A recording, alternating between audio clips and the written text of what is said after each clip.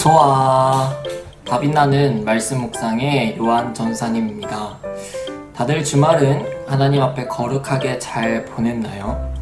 지난 토요일 퀴즈 대회도 굉장히 전사님은 즐거웠고 유익했는데 여러분들도 그랬었으면 좋겠네요. 여러분들도 굉장히 열심히 해줘서 또 재밌었고 선생님들도 또 노력한 만큼 여러분들이 함께 참여해줘서 무엇보다도 유익하고 재밌었던 시간이 되었던 것 같습니다. 자, 오늘도 오랜만에 전사님과 함께 말씀 묵상을 하게 되는데 이제는 알아서 준비물을 다 가져왔으리라 생각합니다. 그래도 아직 가지고 오지 못한 친구들은 성경책과 필기도구를 얼른 가지고 다시 이 자리에 모이도록 하겠습니다. 오늘 우리가 함께 볼 하나님의 말씀은 창세기 25장 19절에서 34절입니다. 오늘 말씀 구절이 조금 길지만 그래도 우리 함께 한 목소리로 읽어보도록 하겠습니다. 하나님의 말씀입니다. 아브라함의 아들 이삭의 족보는 이러하니라. 아브라함이 이삭을 낳았고 이삭은 40세에 리브가를 맞이하여 아내를 삼았으니 리브가는 밧단 아람의 아람 족속 중 부두엘의 딸이요 아람 족속 중 라반의 누이였더라. 이삭이 그의 아내가 임신하지 못하므로 그를 위하여 여호와께 간구하매 여호와께서 그의 간구를 들으셨으므로 그의 아내 리브가가 임신하였더니 그 아들들이 그의 태 속에서 서로 싸우는지라. 그가 이르되 이럴 경우에는 내가 어찌할꼬 하고 가서 여호와께 묻자오되 여호와께서 그에게 이르시되 두 국민이 내 태중에 있구나. 두 민족이 내 복중에서부터 나누이리라. 이 족속이 저 족속보다 강하겠고 큰 자가 어린 자를 섬기리라 하셨더라. 그 해산 기한이 찬즉 태에 쌍둥이가 있었는데 먼저 나온 자는 붉고 전신이 털옷 같아서 이름을 에서라 하였고 후에 나온 아우는 손으로 에서의 발꿈치를 잡았으므로 그 이름을 야곱이라 하였으며 리브가가 그들을 낳을 때에 이삭이 60세였더라. 그 아이들이 장성함에 에서는 익숙한 사냥꾼이었으므로 들사람이 되고 야곱은 조용한 사람이었으므로 장막에 거주하니 이삭은 에서가 사냥한 고기를 좋아하므로 그를 사랑하고 리브가는 야곱을 사랑하였더라. 야곱이 죽을 쑤었더니 에서가 들에서 돌아와서 심히 피곤하여 야곱에게 이르되 내가 피곤하니 그 붉은 것을 내가 먹게 하라 한지라. 그러므로 에서의 별명은 에돔이더라. 야곱이 이르되 형의 장자의 명분을 오늘 내게 팔라. 에서가 이르되 내가 죽게 되었으니 이 장자의 명분이 내게 무엇이 유익하리요. 야곱이 이르되 오늘 내게 맹세하라. 에서가 맹세하고 장자의 명분을 야곱에게 판지라. 야곱이 떡과 팥죽을 에서에게 주매 에서가 먹으며 마시고 일어나 갔으니 에서가 장자의 명분을 가볍게 여김이었더라. 아멘. 12장에서부터 시작된 믿음의 조상 아브라함의 삶이 25장에서 끝이 나게 됩니다. 아브라함이 175세에 죽게 되면서 아들 이삭에게 자기의 모든 그 소유를 물려주고 주인공이 아브라함에서 이삭으로 교체되는 것을 볼 수 있게 되는데요. 또 이삭과 리브가의 두 아들인 야곱과 에서의 출생이 우리가 읽었던 본문 말씀에서 등장하게 되죠. 그들이 세상에서 태어나는 그 이야기는 굉장히 주목할 만한 그리고 굉장히 평범하지 않은 사건 중에 하나입니다. 야곱과 에서는 그냥 평범하게 태어나진 않았습니다. 우리 본문이었던 21절을 한 번 더 읽어보겠습니다. 이삭이 그의 아내가 임신하지 못하므로 그를 위하여 여호와께 간구하매 여호와께서 그의 간구를 들으셨으므로 그의 아내 리브가가 임신하였더니.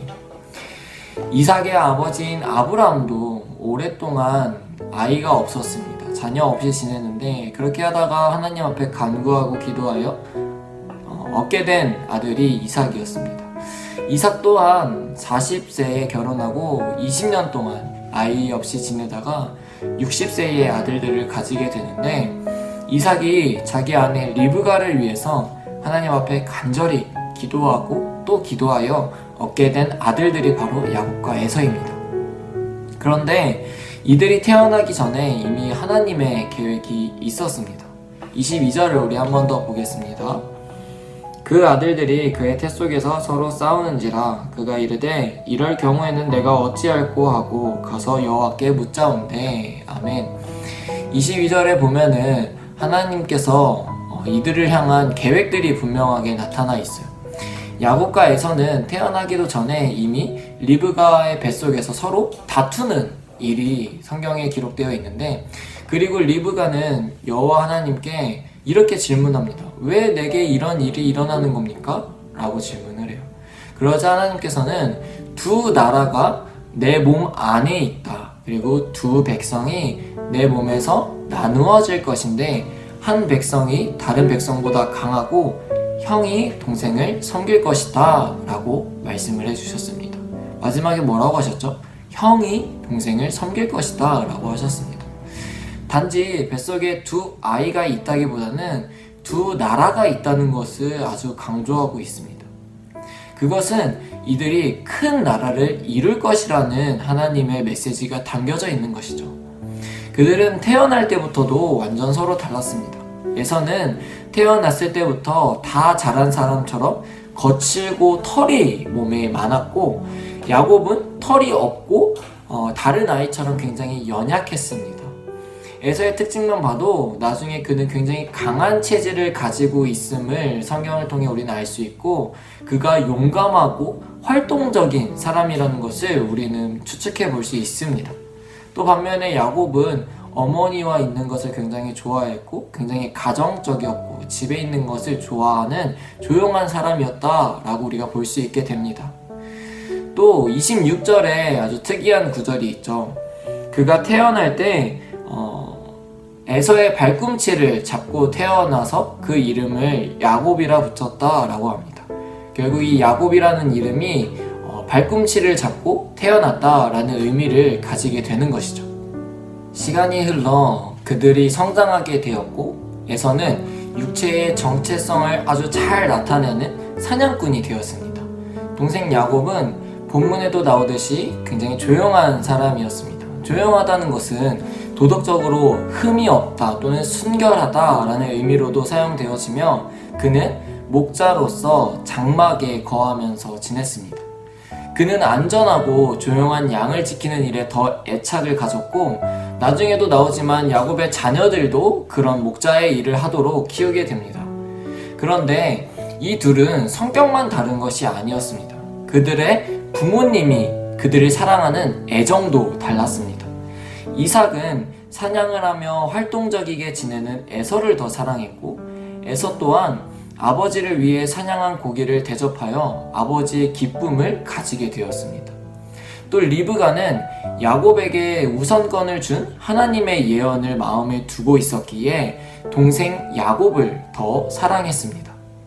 그리고 29절에서부터 우리가 잘 아는 사건이 등장하게 될 텐데요.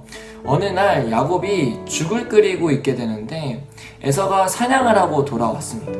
그런데 그가 너무 배가 고파서 야곱에게 죽을 달라고 이야기하는데 야곱이 이렇게 형한테 얘기하죠. 나에게 형, 그 장자의 명분을 나에게 팔면 내가 이 팥죽을 형에게 줄게 라고 얘기를 해요. 그러자 에서는 야, 내가 배가 고파 죽겠는데 무슨 이 장자의 명분이 뭐가 중요하겠냐, 그래 내가 이거 너한테 팔게 라고 약속을 해요. 그렇게 에서는 빵과 죽을 먹고 장자권을 야곱에게 주게 되는데, 34절 우리 한 번 더 읽어볼까요? 34절 시작. 야곱이 떡과 팥죽을 에서에게 주매 에서가 먹으며 마시고 일어나 갔으니 에서가 장자의 명분을 가볍게 여김이었더라. 에서가 뭐라고 하죠? 여기 성경에서 에서가 장자의 명분을 가볍게 여겼다라고 아주 정확하고 명확하게 성경은 기록하고 있습니다. 마지막 절에 나오듯이 이 에서는 이 장자권을 굉장히 가볍게 생각했다라는 거예요. 장자권이 여러분 어떤 의미냐면은 그것은 굉장히 영적인 특권입니다. 특권. 하나님이 주신 그 축복과 약속이 딸려져 있는 가장 귀한 복이었어요. 그래서 이것이 굉장히 중요했는데 야곱은 장자권에 대해서 그만큼 간절했고 그것을 가지길 원했었고, 에서는 그렇게 귀한 장자권을 대수롭지 않게 여겼다라는 거예요. 굉장히 가볍게, 이거 있어봤자 내가 얼마나 큰 축복을 받겠어, 이렇게 해봤자 내가 팥죽 먹는 게 더 중요해 라고 생각했다라는 거예요. 그래서 히브리서 12장 16절에 보면은 뭐라고 나와 있냐면은 망령된 에서라는 표현이 나와. 망령된 에서. 망령되었다라는 것은 속된 욕심 때문에 하나님이 주신 그 거룩한 축복의 기회를 하찮게 여겼다라는 거예요. 하찮게 다루는 자라는 거예요. 다시 말해 망령된 에서라는 이 의미는 에서가 그 거룩한 축복의 기회를 굉장히 하찮게 여겼다라는 것을 설명하고 있다는 겁니다. 왜냐하면 팥죽 한 그릇에 그 귀한 축복의 장자권을 팔아 넘겼기 때문이에요. 이 사건을 보면서 에서의 굉장히 어리석은 점들을 우리가 볼 수 있게 됩니다.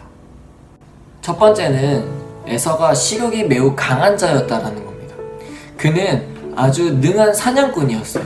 그래서 그가 아무리 굶주리고 배고팠을지라도 장자권을 팔지 않고도 얼마든지 사냥을 해서 자기가 먹을 것을 구할 수 있었어요. 그런데 눈앞에 있는 이 팥죽에 눈이 멀 만큼 그는 식욕이 굉장히 강했다라는 겁니다. 그런데 결국 이것이 어떤 문제냐면은 결국에서는 눈앞에 보이는 것이 더 중요하다라는 거예요. 하나님의 축복, 우리 눈앞에 보입니까? 보이지 않죠. 그러니까 이것을 귀하게 여기지 않았다라는 거예요. 당장 눈앞에 보이는 그 아름다운 거, 빛이 나는 거에 홀려가지고 결국 그 뒤에 보이지 않는 더 큰 하나님의 축복을 놓쳤다라는 겁니다. 두 번째, 에서는 어떤 후회도 하지 않았다라는 거예요. 앞에서도 말했지만 마지막 절과 같이 그는 장자권을 팔고도 아무렇지 않았어요. 그는 자신의 배가 배부를 만큼 먹었고 입을 즐겁게 했기 때문에 조금도 후회하지 않았고 그 자리를 일어나 자기의 갈 길을 향해 갔다라는 거예요. 그럼 오늘 야곱과 에서의 말씀을 통해서 우리에게 어떤 교훈을 줄까요? 첫 번째는 구원과 선택의 문제는 하나님의 주권에 달려 있다는 것을 우리가 분명하게 기억해야 합니다. 그 둘은 태어나기도 전에 이미 형이 동생을 섬기게 될 것이라고 예언이 되었어요.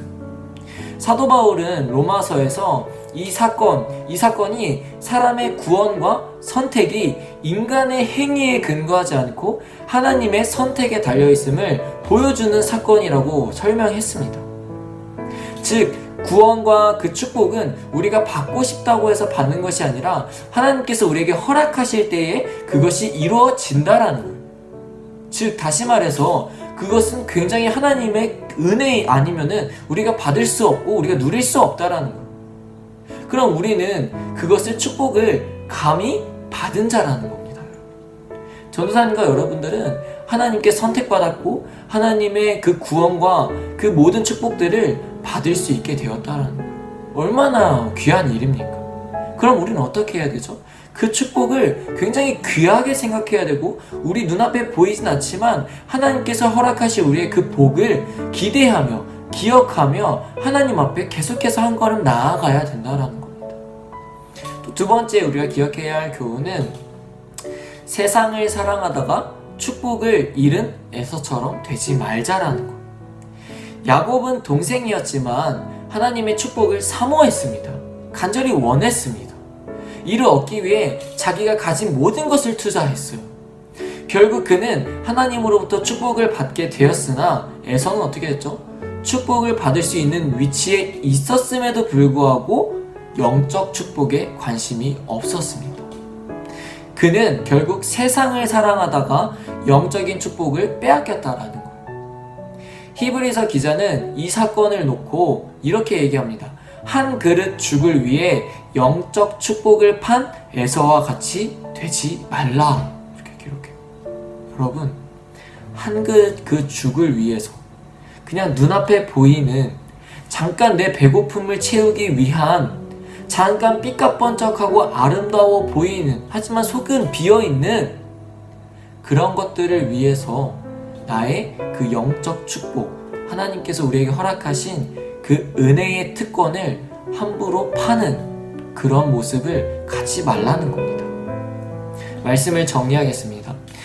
그리스도인이라면 누구나 하나님의 축복을 원합니다. 여기서 하나님의 복을 원하지 않는 사람들은 없어요.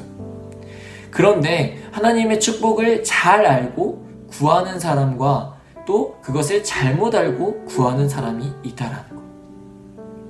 하나님의 축복을 에서처럼 육신적인 것에만 축복의 그 초점을 맞추어지는 사람은 자신이 받은 축복이 뭔지 모르게 됩니다.